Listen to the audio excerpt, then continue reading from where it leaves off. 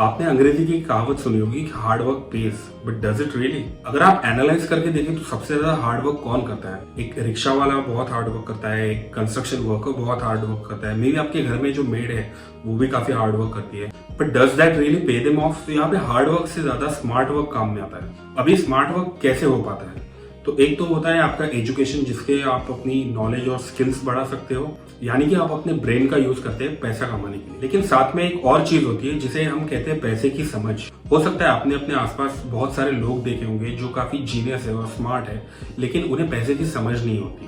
और काफी लोग ऐसे भी होते हैं जो ज्यादा जीनियस नहीं होते, ज्यादा स्मार्ट नहीं होते, लेकिन उन्हें पैसों की समझ होती है। तो अब ये पैसे की समझ है क्या और ये कैसे आती है? अगर आपको पावर ऑफ कंपाउंडिंग पता है तो एक सीक्रेट तो आपको पता है, आपको पैसे की थोड़ी बहुत समझ तो है। तो ये पावर ऑफ कंपाउंडिंग इतना इंपॉर्टेंट है आपकी लाइफ में कि आप अगर इसको थोड़ा भी इंप्लीमेंट कर दे अपनी लाइफ में, तो शायद आपको पैसे के लिए कभी भी काम करने की जरूरत नहीं होगी और पैसा आपके लिए काम करना शुरू कर देगा। तो चलिए इस पावर ऑफ कंपाउंडिंग को हम एक ब्लैक बोर्ड के जरिए समझते हैं। तो ब्लैक बोर्ड से बेटर हम एक्सेल शीट पे देखते हैं कि पावर ऑफ कंपाउंडिंग कैसे वर्क करता है। तो जैसे कि इसमें हमने 10,000 का यहाँ पे प्रिंसिपल अमाउंट लिया है और इंटरेस्ट रेट पर ईयर हमने 15% का रखा है। उसके हिसाब से 1,500 रुपये पर ईयर हो जाते हैं।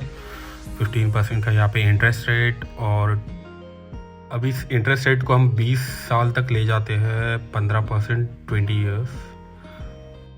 अब यहाँ पे हमने सिंपल इंटरेस्ट और कंपाउंड इंटरेस्ट दोनों भी कैलकुलेट किए हैं।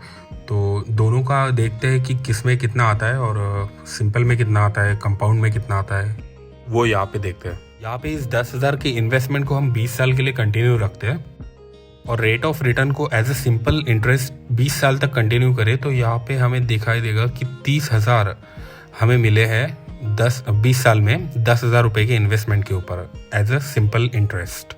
तो अगर सिंपल इंटरेस्ट को नीचे खींचे 20 साल तक तो हमें मिलेगा आंकड़ा 40,000 का। 10 + 30 40,000 हमें 20 साल में उस 10,000 की इनिशियल इन्वेस्टमेंट पे मिलेंगे। अब यहाँ पे कैलकुलेट करते हैं कंपाउंड इंटरेस्ट। अब कंपाउंड इंटरेस्ट कैलकुलेट करने के लिए principal amount into bracket 1 + rate of interest divided by number of time interest applied bracket to the power time period multiplied by interest, ये वाला फॉर्मूला अप्लाई करना होता है। अब 20 सालों तक कंटिन्यू कंपाउंडिंग के बाद 10,000 का हमारा इनिशियल इन्वेस्टमेंट बढ़ के 1,63,000 हो गया और यही सिंपल इंटरेस्ट सिर्फ 40,000 है 20 साल बाद। तो यही होती है पावर ऑफ कंपाउंडिंग। इसी को कहते हैं कि पावर ऑफ कंपाउंडिंग क्यों यूज़ करनी चाहिए। अगर आप देखोगे यहाँ पे हमने अगर हर साल 20,000 का बढ़ा दिया, मतलब हर साल अगर 10,000 रुपये यहाँ पे बढ़ा दिए, तो अगर हम 20 साल तक कैलकुलेट करेंगे तो ये कम से कम 2 लाख हो जाएंगे। हमारी इनिशियल इन्वेस्टमेंट यहाँ पे 2 लाख हो गई है और देखिए यहाँ पे हमारा कंपाउंड इंटरेस्ट का प्रॉफिट कितना है, ये होता है 32,73,000, जबकि हमारा सिंपल इंटरेस्ट सिर्फ 8 लाख का है। यानी कि सिंपल इंटरेस्ट से कंपाउंड इंटरेस्ट हमें 4 गुना ज्यादा दे रहा है 20 साल में। तो ये कंपाउंडिंग 3 चीजों पे डिपेंड करती है। पहला कि आपकी प्रिंसिपल अमाउंट कितनी है, आपके पास कितना बेसिक अमाउंट है जो आप इन्वेस्ट कर सकते हो। दूसरा कि मतलब आपके सालाना रेट ऑफ रिटर्न कितना है, और तीसरा कि आप कितने टाइम के लिए उस इन्वेस्टमेंट को इन्वेस्टेड रखते हो। तो सबसे पहले बात करते हैं प्रिंसिपल अमाउंट की। प्रिंसिपल अमाउंट आपका 3 चीजों पे डिपेंड करता है। एक तो आपकी एजुकेशन क्या है, आपकी स्किल लेवल कैसी है, और तीसरा मतलब कि ओल्ड मनी यानी पुरखों की जमीन जायदाद होती है किसी, या फिर घर पे कोई एस्टेब्लिश्ड बिजनेस होता है। मान लीजिए आपके पास इनिशियल या फिर प्रिंसिपल अमाउंट ज्यादा भी नहीं है, तो भी आप कहीं ना कहीं नौकरी करते होंगे, कहीं ना कहीं कोई बिजनेस होगा आपका। आप अपने बिजनेस में या फिर अपने नौकरी में अच्छा एजुकेशन लेके थोड़ी स्किल और डेवलप करके अपने सैलरी या फिर अपनी जो इनकम है वो बढ़ा सकते हैं।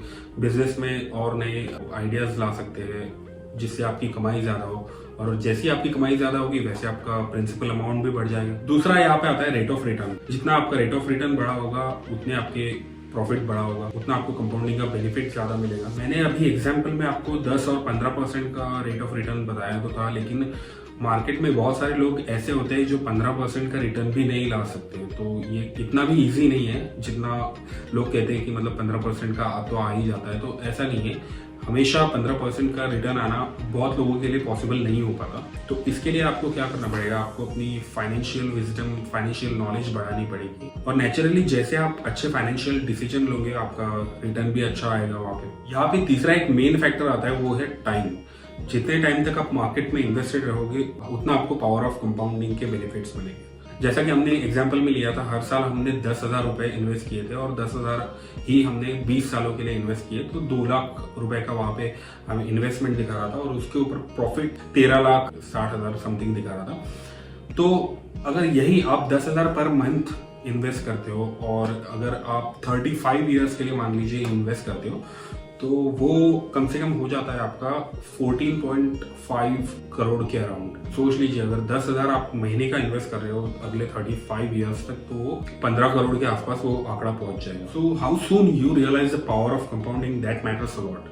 सपोज आप 15-20 साल के हैं और आपको तभी अगर समझ में आ गया, तो मार्केट में अगर स्टॉक्स बाइंग सेलिंग का आपको समझ में आ गया, या फिर किसी भी इंस्ट्रूमेंट का जहाँ पे आपको अच्छे रिटर्न्स मिले, तो आपको वहाँ पे टाइम फ्रेम आपका ज्यादा मिल जाता है। और उस ज्यादा टाइम फ्रेम का मतलब है आपके पास ज्यादा इन्वेस्टेड रहने की कैपेबिलिटी होगी। अगर 15 साल की उम्र में ही आप इन्वेस्टमेंट करना शुरू कर दो, तो मैं कहता हूँ कि आप अगर एक अच्छी अमाउंट, अपनी प्रिंसिपल अमाउंट अगर आपकी अच्छी होगी, आपके रेट ऑफ रिटर्न्स अच्छे होंगे, तो आप 40 साल की एज तक रिटायर हो सकते हो। हालांकि ये मैं कभी रिकमेंड नहीं करूंगा, क्योंकि देश की जीडीपी के लिए रिटायर्ड लोग अच्छे नहीं होते। तो आशा करता हूँ ये वीडियो आपको पसंद आई होगी, और अगर आपको कोई क्वेरी है तो नीचे आप कमेंट में मुझे पूछ सकते हो, मैं वहाँ पे आपको जवाब दे दूंगा। तो चलिए मिलते हैं अगले वीडियो में, और लाइक शेयर और सब्सक्राइब कर देना। Thank you.